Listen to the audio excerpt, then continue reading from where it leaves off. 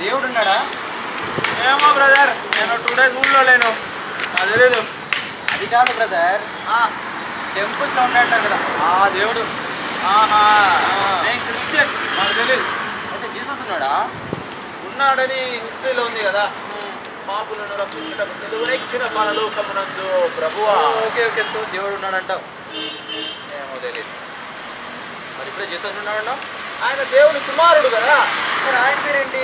ఎవరి పేరు? Jesus father పేరు. ఆయన కన్యకు పుట్టాడు కదా. దేవుడు మరి నాకు దేవుడి కుమారుడు అన్నావు. అవును, ఆయన రూపం లేదు. దేవుడు లేదు, అల్లాగే కదా. అయితే అల్లా ఉన్నాడా?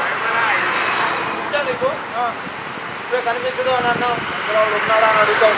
కనిపించడంటే రూపం లేదు కూడా కనిపించడని. సరే, అయితే అల్లా ఉన్నాడంటావు. నేనన్నాడా?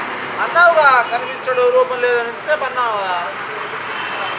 అందరూ అట్ట అంటారు కదా అల్లాని. అలాగే సర్లే కానీ ఒకవేళ ఉన్నాడంటే ఎక్కడ ఉంటాడు అల్లా? సినిమాల ప్రకారం పైన ఉండొచ్చు. ఆకాశంలోనా? అవును, అక్కడి నుంచే మాట్లాడతాడు దేవుడితో. ఉంటారు. అది ఆకాశం అని కదా. ఆకాశమేనా? రేడియో స్టేషన్ కాదు, voice over from the sky. ఆకాశం చూపుతుంది కదా. అడిగే కదా దేవుడు సర్వాంతర్యామి అంటారు.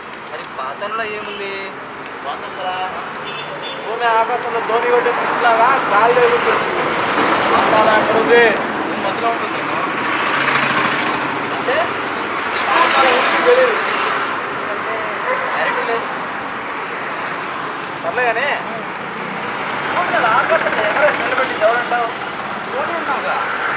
ధోని దేవుడు మిక్స్. క్రికెట్ దేవుడు సెంచరీ అంటారు కదా. అయితే టెక్నికల్ దేవుడు రా, ఫిక్స్ అయిపో. అయ్యో దేవుడా.